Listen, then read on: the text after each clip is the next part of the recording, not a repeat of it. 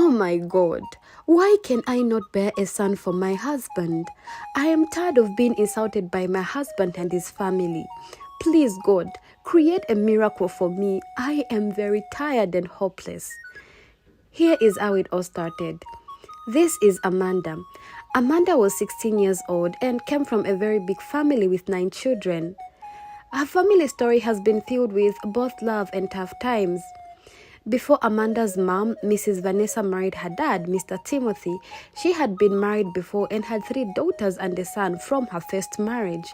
But Amanda's dad's family didn't like Amanda's mom, Mrs. Vanessa, because she couldn't bear him a son. Their family humiliated Mrs. Vanessa and forced her to leave every time. One fateful morning, Mrs. Vanessa's in-laws found her making breakfast in the kitchen and said, "You are such a shameless woman. Look at you. You can't even give my son a male child. You have failed as a woman. Get out of my son's kitchen, pack your bags and leave never to return. My son is very tired of you. He will marry a more deserving woman who can actually give him a male child since you have failed. Leave now." Vanessa replied, "But Mama, please, I have tried everything. I prayed to God every single night to give me a male child. I have tried everything possible. Please, let's wait on God," Vanessa replied. "Shut that your big stinking mouth and just go. We don't want you here," Vanessa's in-law shouted back at her. Vanessa left the kitchen and ran to the bedroom crying, and immediately she packed her belongings and left the house, roaming in the streets with her children. Mr. Timothy intervened and brought his wife back home when he found out that his wife was already pregnant before she was forced to leave his house. Mr. Timothy brought her back home, hoping that the child in her womb would be a boy. Despite not being wealthy, Amanda's dad inexplicably placed great importance on having a son for some reason. Upon Vanessa's return, she was already due to give birth. As it turned out, she gave birth to twin boys. Well, this news brought the family some happiness during a hard time in their life. So now, Amanda had 5 siblings in total, counting only the children from her mom and dad's marriage, not the 4 other siblings from Vanessa's previous marriage. This addition brought the family closer together despite the challenges they faced. Then, something really sad happened. Amanda's mom got poisoned and she died. It was really tough for all her children. After Vanessa's death, life got even harder. Amanda's dad got married again, trying to make things better, but it was hard getting used to a new family for Amanda and her siblings. When Amanda's stepmom, Ruth, came into their lives, she began mistreating them. Amanda and her siblings barely had a meal even in a day. And Mr. Timothy didn't speak up on his children's defense. He was always minding his own business and doing something else. Ruth's family didn't want anything to do with Amanda and her siblings. It seemed like there was nowhere to escape to. Amanda had to move from the village to the city to live with her aunt, who was her father's sister. It was a big change for her, leaving what she knew for something new. At first, living with her aunt was nice. It felt good to have her support during a hard time, but things changed when Vanessa's cousin, Collins, her aunt's son, came to live with them. Collins told Amanda he liked her in a romantic way and wanted them to be together. It was a surprise and Amanda couldn't believe it because he was her cousin. Being in a relationship with her cousin was not allowed. It was an abomination and it was against their traditions and beliefs. Amanda explained to her cousin that she was only 17 years old and she couldn't be in a relationship, especially not with a family member like him. But Collins didn't listen. Instead, he got angry and threatened to harm Amanda. It was a scary and upsetting situation for Amanda because this is not something that she expected would happen. Collins tried forcing Amanda, but she resisted. That night, he raped Amanda, taking her virginity. The following morning, Amanda told her aunt what happened, but her aunt didn't believe her even a single bit. Instead, she ignored her. Collins kept raping Amanda every single night, in the small house with just 1 bedroom and a living room. Amanda's aunt and her daughter had the bedroom to themselves. Collins and Amanda slept in the living room together. Whenever she tried to shout for help, her cousin would grab a pillow and push it over her face, making it hard for Amanda to breathe, while sometimes he would hold a knife, threatening to stab Amanda, which he almost did by pressing the blade against her skin, causing a trickle of blood to emerge. Amanda had to stop shouting and endure the pain quietly. It was scary and painful. She felt trapped in a difficult situation that she didn't know how to escape out of. Back in the village, Mr. Timothy, Amanda's father, was very ill and sick, like a vegetable. He could barely stand up for Amanda's siblings. Amanda's twin brothers were sent to stay with Mr. Timothy's friend back in a different village. Amanda's older sister and the younger sister were the only ones with Mr. Timothy and his second wife. They were being mistreated. Mrs. Ruth, their stepmom, always mistreated them and made it difficult for them to live with her. Amanda's 4 other siblings from her mom's previous marriage hated them because they blamed Amanda and her siblings for their mother's death. Amanda and her siblings felt lost and helpless, with nowhere to turn to for help. At least there in the city, things were a bit better for Amanda. But despite what she was going through, at least Amanda got a plate of food to eat every single day. Amanda's aunt wanted her to do bad things, like sleeping with other men for money, but Amanda always resisted and said no. One time, a very old man offered Amanda a lot of money if she got pregnant for him, so he could take the baby away. Amanda still said no.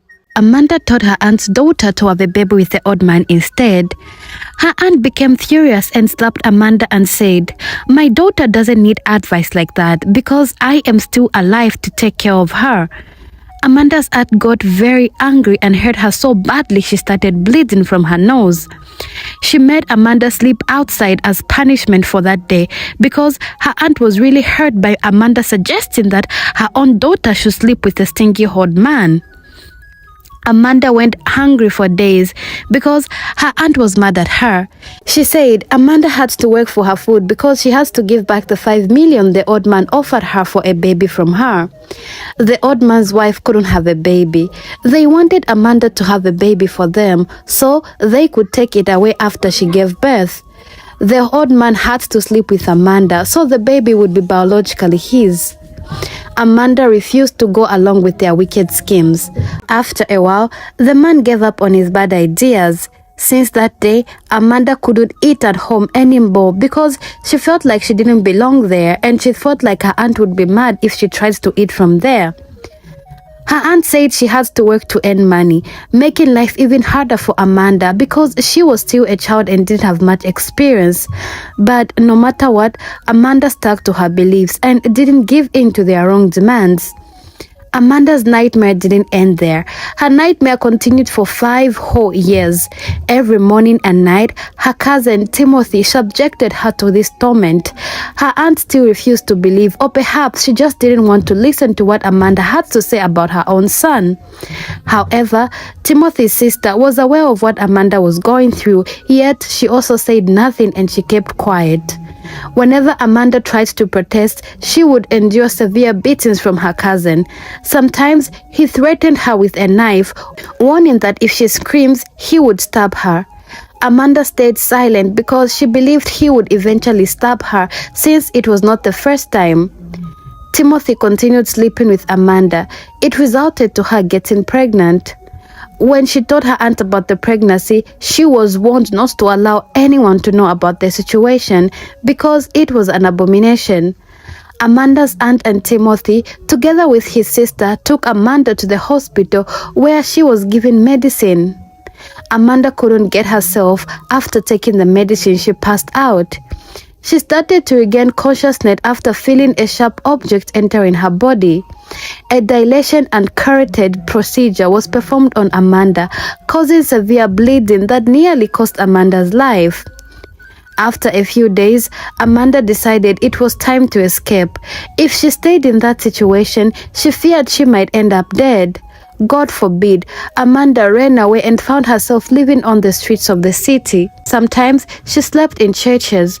She didn't have money to return home. Besides, her home situation was worse than living in the streets. Amanda found a job as a sales girl, which was a big relief for her. After getting a job as a sales girl, she met a friendly guy named Felix, who often came to the shop where she worked. Felix seemed nice and always had a smile on his face. Amanda and Felix started talking, and Felix showed interest in having a relationship with Amanda. Amanda felt comfortable around Felix, so she shared with him her struggles with finding a place to live. Surprisingly, he offered to help her out by letting her stay with him. Amanda didn't hesitate because she needed a roof over her head. Feeling grateful for his kindness, Amanda accepted his offer and moved in with him. Living with him turned out to be a positive experience. He was considerate and made sure Amanda felt welcome in his home. They got along very well, and he treated her like a friend. When Amanda spoke to her dad about what was happening, he said her aunt had already told him everything. He said her aunt told him that Amanda was a very bad girl because she didn't help with chores at home, and that she stole, lied, and was involved in prostitution. She said Amanda doesn't sleep at home but stays at different men's houses. She even mentioned that Amanda left her house to be with a man. Amanda's aunt also said that if anything happens to Amanda in the city, they shouldn't hold her responsible. It seemed Amanda's dad trusted her aunt more than Amanda. It made Amanda feel sad that her own father believed her aunt without even hearing Amanda's side of the story. Amanda's boyfriend was supportive during this tough time. He helped Amanda by sending her to learn a new skill, a skill of baking. Amanda was grateful for his kindness and determination to help her improve her situation. He would always escort her to the baking lessons, and he would always be involved in whatever it is that she was doing at the classes. After learning the skill, Amanda started a family with her boyfriend. They had 2 children together. It was a challenging time, but they were determined to make the best of their situation and provide for their family. But after some time, Amanda found out about a family curse. It was a shock to learn that women in Amanda's family often had children without being properly married. Amanda didn't know about this before. She believed the curse was real because her older sisters from her mother's side all had children, yet none of them had their own bride price paid. This pattern was also seen among relatives on her mother's side. And now Amanda has 2 kids, and even though her husband is very kind and is always there for his kids, he has never shown interest in paying the bride price for Amanda. Then Amanda had to find a solution to this situation. She hoped that something could be done about the situation because if a curse can be made, it can also be broken. Therefore, Amanda met a man of God. The man of God told Amanda to pray and fast. His advice gave Amanda hope and strength. Amanda felt like she could face the challenges in her life, and she would try to break the curse that had affected her family for so long. It was a turning point for Amanda, and she started to believe that things could get better. After fasting, Amanda's boyfriend, who was also the father of her children, expressed his desire to marry Amanda. They decided to tie the knot traditionally 3 weeks later. But just 2 days after their wedding, Amanda's older sister reached out to Amanda with surprising news. She revealed that their mom's sister, her aunt, confessed to being responsible for the difficulties faced by Amanda's mom's daughters in getting married, and she also mentioned that she made sure that everyone turned their back on Amanda and her sisters. Amanda's aunt, who was from her father's side, and her children were now desperately reaching out to Amanda's dad, begging for forgiveness and help, as their lives had taken a turn for the worse. They started suffering. Amanda's aunt lost her job and she couldn't take care of her kids anymore. Therefore, she went back to the village to live there while still begging Amanda's dad for forgiveness. They also asked Amanda's dad to ask for Amanda's forgiveness because of everything that they had made Amanda go through in their house. And they also asked for forgiveness to Amanda's dad for all the things that they did to Amanda. They desperately wanted to talk to Amanda, but Amanda wasn't in a situation to talk to them because she really went through a lot in their arms. Amanda's aunt even wanted Amanda to help support her financially because she barely had anything to eat with her kids. Amanda says to herself, the creator of heaven and earth, who sees the heart of everyone, has turned the tables on them, and now they are begging for forgiveness and help. Amanda was also not happy with the fact that her dad never supported her when she was going through the worst situation of her life, and worse off, he didn't believe her and believed her aunt instead. Amanda found it very difficult to forgive her father and just forget about everything that he had done. But she tried by all means to make sure that she was happy with the new life that she had found. Despite their pleas, Amanda's husband and her moved forward with their lives. She had no desire to return to the past where she endured immense suffering at the hands of her aunt. Well, this is the end of Amanda's story, and just to let you all know, this is a very real life story and someone actually went through this. So if you were in Amanda's situation, what advice would you give her, or what do you think she should have done differently? I would really love to hear the advice that she would give Amanda. And I want you to tell me, if you have faced a similar situation, how did you deal with it? You never know. Maybe you might probably be helping out somebody out there who is facing many difficulties in life. People nowadays are really going through a lot, and maybe just a word from you could give them the encouragement that they need. So this is the end of the story, and I want you to let me know what you have learned from the story, or your take from the story. And please, to support our channel, give us a subscribe, and please like the video. It really helps out the channel a whole lot. So for now, I'll leave it up to here and see you in the next video. Bye.